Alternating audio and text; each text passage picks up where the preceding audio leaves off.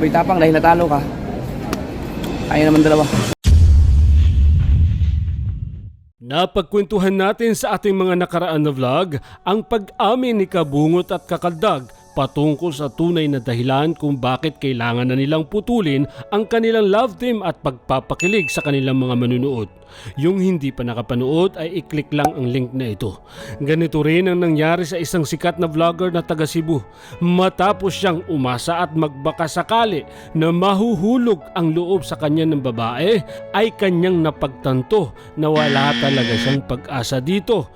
Samahan nyo ang Kayamuto TV para kilalanin kung sino ba ang vlogger na ito sa likod ng kamera.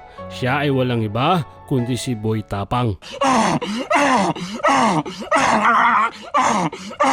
Kasama si Kayamuto TV, tara na magkwentuhan.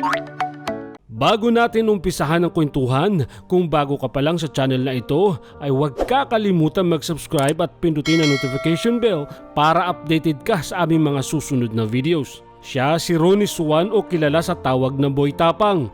23 years old, ipinanganak at lumaki sa Alcoy, Cebu. 10 silang magkakapatid. Mahilig sa sport si Boy Tapang. Sa katunayan, marami siyang medalyang natanggap sa kanilang paaralan dahil sa kakasali niya sa mga sport competition. Pero ang pinakakinahiligan niya sa lahat ng sport ay ang pagbabaksing. Lumaki si Boy Tapang sa mahirap na pamilya, pero masipag naman ang kanyang mga magulang at mga kapatid.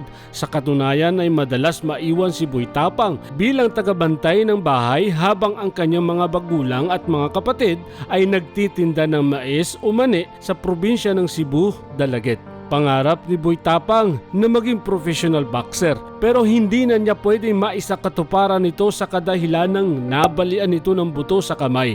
Ayon kay Boy Tapang ay nahulog daw siya mula sa puno ng niyog at hindi na niya pwedeng ibalik sa normal ang pagkabali ng kanyang buto. Nasaksihan ni Boy Tapang kung paano magsumikap sa pagtitinda ng kung ano-ano ang kanyang mga magulang at mga kapatid. Kaya napaisip si Boy Tapang na kung ang paraan upang umangat sa buhay ay magsipag lamang, edi sana na bago na ang kanilang pamumuhay.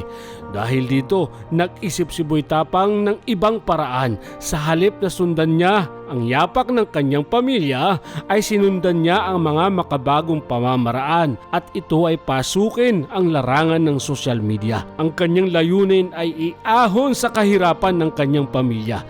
Nung una ay libangan lang niya ang kanyang paggawa ng mga nakakatawang video at ina-upload ito sa Facebook. At kalaunan ay pinasok na rin niya ang mundo ng YouTube at pagmumukbang naman ang kanyang naging content. Ang pangalan ng kanyang channel ay Mukbang TV, pero sa halip ng pagkain ng kanyang minumukbang ay mga insekto ang kanyang piniling mukbangin. Dahil dito ay madalas mag-viral ang kanyang mga video. Naghalo ang mga basher at natutuwa sa mga comment section ni Boy Tapang. At sa maiksing panahon ay madaling nakilala ang YouTube channel ni Boy Tapang, lalo na sa Kabisayaan. Pero dahil sa kakulangan sa kaalaman patungkol sa mga makabagong teknolohiya ni Boy Tapang ay hindi niya napagkakakitaan ng kanyang kasikatan. Sa katunayan ay umabot na ng 152,000 ang bilang ng kanyang subscriber ay hindi pa siya sumasahod sa YouTube hanggat sa makakulab niya si Himalaya, kung saan ipinakita ni Himalaya ang buhay ni Boy Tapang sa likod ng kamera. Na sa kabila ng katapangan na ipinapakita niya sa harap ng kamera ay mayroon itong itinatagong emosyon, inspirasyon at motibasyon.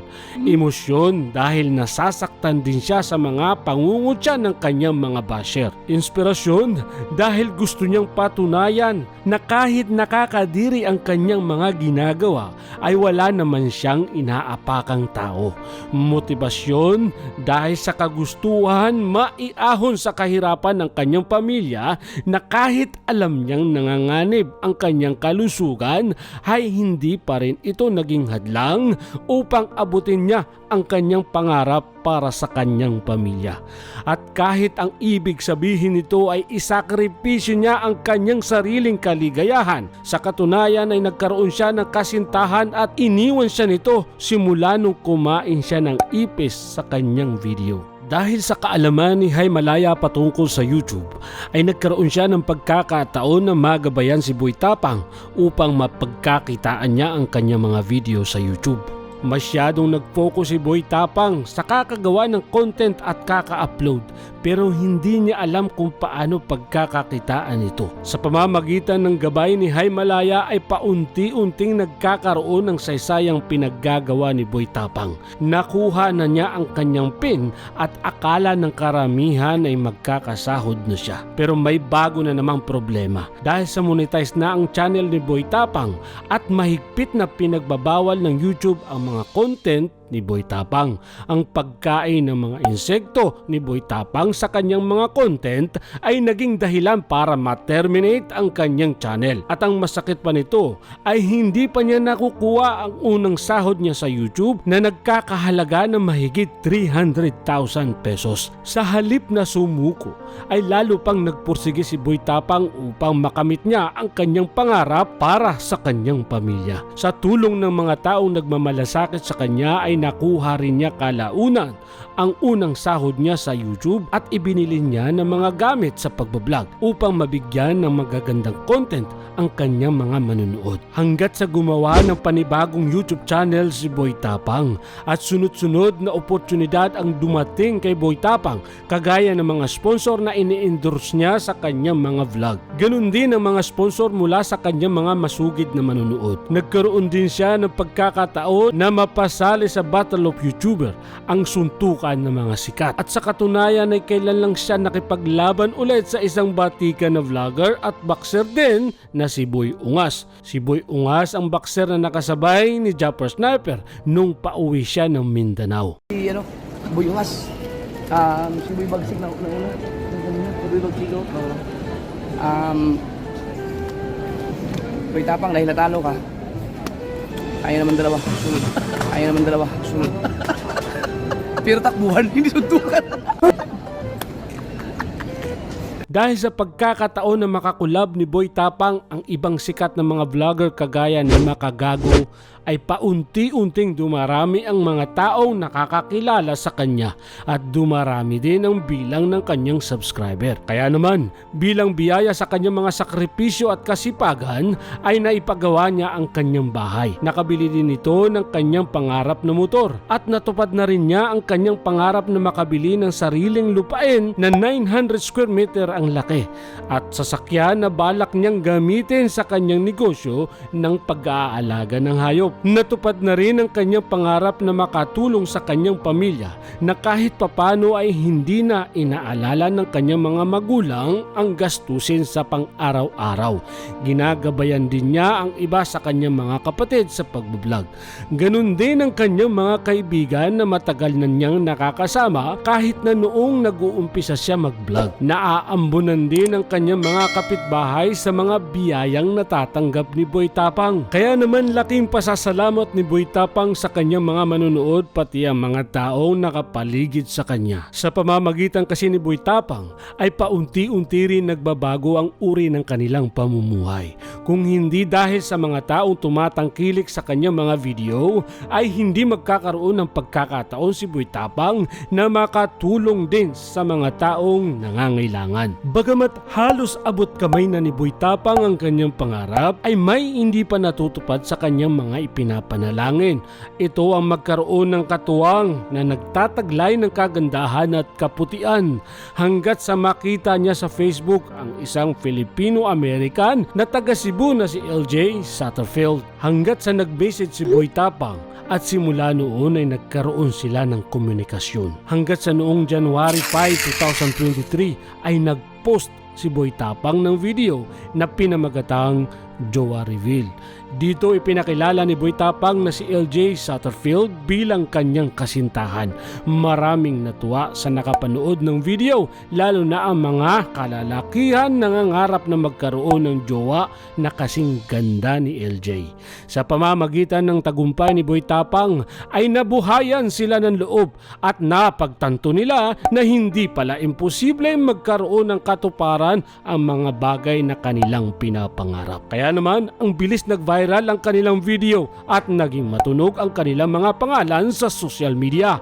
kahit ang mga sikat na vlogger ay pinag-uusapan din ang nasabing magjowa. Sa katunayan ay pati sa KMGS ay napag-usapan sila ni Jessica Soho. Hanggat sa bigla nalang magulantang ang kanilang mga manunood sa mga sumunod nilang nalaman na ang nasabing love team pala ni Boy Tapang at LJ ay walang katotohanan at puro scripted lang pala ito. Ayon sa kwento ni Boy Tapang, totoo na nabighani siya sa kagandahan ni LJ. Kaya naman siya ang unang nag-message sa kanya hanggat sa nag-reply si LJ at nagkapanatagan ng loob. Hanggat sa mapagplanuhan nilang mag-collab. Pero ang nakaisip na magjowa content ay si LJ. Ang akala noon ni Boy Tapang ay parang yung ginawa niya dati na kagaya kay Hay Malaya na magjowa challenge sa loob lamang ng isang araw. Pero yung idea ni LJ ay matagalan hanggat mapaniwala nila ang mga tao. Dahil sa pagbabakasakaling baka mahulog din ang loob ni LJ sa kanya,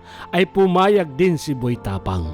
Hanggat sa palalim ng palalim ang kanilang pagsisinungaling sa publiko at hindi na kaya ni Boy Tapang na ipagpatuloy ang pagsisinungaling niya at dahil marahil din nararamdaman niya na wala talaga siyang pag-asa mapa-inlove si LJ. Kaya minabuti niyang putulin na lang ang kanilang love team. Sa kadahilan ng kanyang napagtanto na mas masasaktan lang siya at ng kanyang mga tagahanga kung ipagpapatuloy pa niya ang kanilang mga kasinungalingan. Samutsari ang reaksyon ng mga tagahanga dito. Pati ang mga kilalang vlogger ay nakisawsaw na rin. Pati ang kilalang malaking network ay naloko nila. Kaya naman binatikos ng karamihan si LJ sapagkat sa halip na humingi ng paumanhin sa kanilang mga ginawa ay mukhang ipinagmalaki pa niya ang kanyang panluloko. At nagresulta ito ng pagkalagas ng bilang ng kanyang subscriber.